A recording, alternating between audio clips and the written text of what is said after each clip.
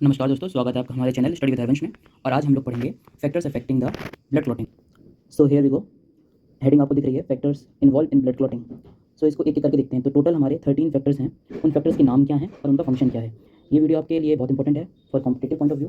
सो चलिए शुरू करते हैं, एक एक देखते हैं। सबसे पहले फैक्टर है हमारा फैक्टर नंबर 1। सो फैक्टर नंबर 1 हमारा क्या है? फैक्टर नंबर 1 है हमारा फाइब्रिनोजन। फाइब्रिनोजन का काम क्या है? ये कन्वर्ट हो जाता है फाइब्रिन में। सो हम कह सकते हैं फाइब्रिनोजन इनएक्टिव फॉर्म है, आगे चल के कन्वर्ट हो जाता है फाइब्रिन में। देन फैक्टर 2 है। फैक्टर 2 का नाम है प्रोथ्रोम्बिन। प्रोथ्रोम्बिन आगे चल के कन्वर्ट हो जाता है थ्रोम्बिन में, इसका फंक्शन यही है। देन फैक्टर 3 हमारा क्या है? फैक्टर 3 हमारा टिश्यू थ्रोम्बोप्लास्टिन।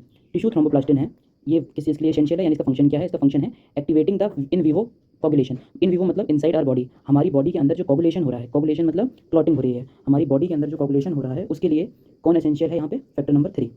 देन आगे देखते हैं हम लोग फैक्टर नंबर 4, वो है कैल्शियम आयंस। कैल्शियम आयंस को हम फैक्टर 4 कह रहे हैं। Calcium ion, as you know, it is important, it is required in the process coagulation. Calcium act as a coagulation factor by binding to phospholipid. तो phospholipid है हमारा, ये हमारा फॉस्फोलिपिड, फॉस्फोलिपिड से बाइंड करता है हमारे कैल्शियम आयन। ये कैल्शियम आयन और फॉस्फोलिपिड का ये जो बॉन्ड बना है, यही कोगुलेशन करवाने में हेल्प करता है। तो कैल्शियम इसे यहाँ पे काम कर रहा है फैक्टर 4, और कैल्शियम को हम कह रहे हैं कोगुलेशन फैक्टर। तो क्वेश्चन में आता है कि कोगुलेशन फैक्टर कौन सा फैक्टर है? तो factor number 4 is coagulation factor. Then है factor 5। Factor 5 is labile factor. तो नाम से पता चल रहा है, लेबाइल मतलब होता है अस्थिर, मतलब एक जगह अटकने वाला और एक जैसा ना रहने वाला, जल्दी बदल जाने वाला। तो फैक्टर 5 हमारा एक को फैक्टर है, और इसका फंक्शन क्या है? ये प्रोथ्रोम्बिन को थ्रोम्बिन में कन्वर्ट कर देता है। जो हमने ऊपर देखा था, प्रोथ्रोम्बिन को थ्रोम्बिन में कन्वर्ट कर रहा है, तो प्रोथ्रोम्बिन थ्रोम्बिन में कन्वर्ट हो रहा है with the help of factor 5, जिसको हम लेबाइल फैक्टर कह रहे हैं। देन है हमारा फैक्टर नंबर 6 नहीं है यहाँ पर, फैक्टर नंबर 7 है। फैक्टर नंबर 7 जो है वो है प्रो कन्वर्टिंग, या उसका दूसरा नाम है स्टेबल फैक्टर। स्टेबल फैक्टर इसलिए बोल रहे हैं क्योंकि ये हमारा लेबाइल नहीं है, ये स्टेबल रहता है। लेबाइल मीन्स वो जल्दी से चेंज हो जाता है, लेकिन ये फैक्टर नंबर 7 जो कि स्टेबल फैक्टर, ये इसका फंक्शन होता है, ये इन विवो मतलब इनसाइड द बॉडी फैक्टर 9 को एक्टिवेट करता है। अभी हम लोग देखेंगे इसमें बहुत सारे फैक्टर दूसरे फैक्टर को एक्टिवेट कर रहे हैं। देन है हमारा फैक्टर नंबर 8। फैक्टर नंबर 8 को हम यहाँ क्या बोल रहे हैं? Anti haemophilic. Anti haemophilic. So haemo का मतलब आपका क्या होता है? हीमो मतलब यहाँ पर हो जाता है ब्लड, और फिलिक का मतलब हो जाता है आपका लविंग। फ्लिक का मतलब हो गया लविंग, तो हीमोफिलिक का मतलब हो गया ब्लड लिविंग। बट यहाँ है एंटी हीमोफिलिक। सो एंटी का मीन्स होता है अपोजिट, मतलब फैक्टर 8 हीमोफिलिक फैक्टर नहीं है।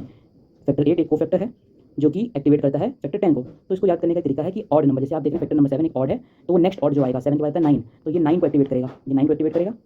और उसी प्रकार हमारा जो फैक्टर नंबर 8 है वो इवन है, तो वो नेक्स्ट जो और इवन नंबर होगा यानी 10, तो वो फैक्टर 10 को एक्टिवेट करेगा। तो ये छोटी सी ट्रिक थी याद करने की। अब आगे देखते हैं क्या है। ये हमारा फैक्टर 8 तक हो गया। तो फैक्टर जो 9 है हमारा, फैक्टर 9 का फंक्शन देख लेते हैं क्या है। फैक्टर 9 को हम लोग बोलते हैं प्लाज्मा थ्रोम्बोप्लास्टिन कंपोनेंट, यानी शॉर्ट में बोल सकते हैं पीटीसी। इसका फंक्शन क्या होता है? It activate the factor 10। तो इसका भी फंक्शन होता है एक्टिवेट करना। किसको एक्टिवेट करना? फैक्टर 10 को। और ये बहुत ही इंपॉर्टेंट है कि फैक्टर 9 की कमी से, deficiency of factor 9 leads to the disease called haemophilia B. Haemophilia बीमारी होती है। हीमोफीलिया में क्या होता है? आपकी ब्लड लॉस होता रहता है, यानी ब्लड क्लॉटिंग नहीं हो पाती है। तो हीमोफीलिया बी हो जाता है फैक्टर 9 की डिफिशियंसी यानी कमी से। देन फैक्टर 10 को हम लोग बोलते हैं Stuart power factor, which is involve in. इसका फंक्शन क्या है? ये प्रोथ्रोम्बिन को थ्रोम्बिन में कन्वर्ट करता है। तो प्रोथ्रोम्बिन को थ्रोम्बिन में कन्वर्ट करने के लिए फैक्टर 10 इज ऑल्सो रिस्पॉन्सिबल। सो बहुत सारे फैक्टर हैं जो प्रोथ्रोम्बिन को थ्रोम्बिन में कन्वर्ट करते हैं, जैसे हम लोगों ने ऊपर भी देखा था।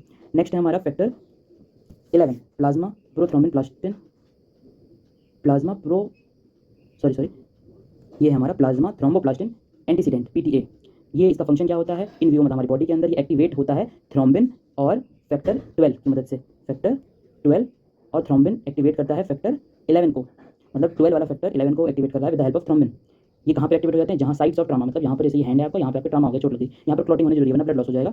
इसलिए वहाँ पर फैक्टर 12 आता है और थ्रोम्बिन आके फैक्टर 11 को एक्टिवेट करता है, जो कि है प्लाज्मा थ्रोम्बोप्लास्टिन एंटीसीडेंट। ये सब मिलके और पूरे ब्लड कोगुलेशन की स्टार्टिंग करा के हमारे ब्लड लॉस होने से रोकते हैं, यानी कोगुलेशन करा के हमारे ब्लड क्लॉटिंग कराते हैं। देन है फैक्टर 12, जिसको हम लोग बोलते हैं हैगमैन फैक्टर्स। हैगमैन फैक्टर्स क्या है? फैक्टर 12 इसका काम होता है, ये फैक्टर 11 फैक्टर 12 ये दोनों एक्टिवेट होते हैं, एक्टिवेट्स एट 11 एंड फैक्टर 12।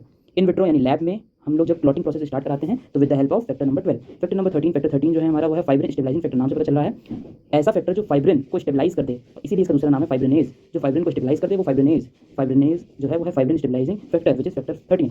ये कन्वर्ट कर देता है फाइब्रिन पॉलीमर को इनटू इनसॉल्युबल फाइब्रिन। तो जब हमारा फाइब्रिनोजन फाइब्रिन बन जाते हैं तो फाइब्रिन के पॉलीमर्स बन जाते हैं। ऐसे समझिए ये फाइब्रिन है मोटा सा, फिर ये बन गया आपका ये है आपका फाइब्रिनोजन, पहला वाला ये फाइब्रिनोजन है। ये फाइब्रिन के पॉलीमर्स बन गए हैं। फाइब्रिन के पॉलीमर्स आगे चल के ये सॉल्युबल है, बट आगे चल के ये इनसॉल्युबल बना देंगे, जो कि हमारे क्लॉटिंग में मदद कर सकें। एक जो क्लॉट बन जाएगा वो ब्लड लॉस नहीं होने देगा। सो thank you so much for watching this video. अगर आपको वीडियो पसंद आया हो तो वीडियो शेयर जरूर करें, वीडियो को लाइक करें, कमेंट करें अगर आपके कोई सजेशंस हैं, और सब्सक्राइब करना ना भूलें। इसी के साथ साथ अगर आप और कोई इसी से रिलेटेड कोई टॉपिक पढ़ना चाहते हैं, related to science, biology, botany, zoology, biotechnology, so comment करें। I can prepare for this and obviously make video. So thank you again.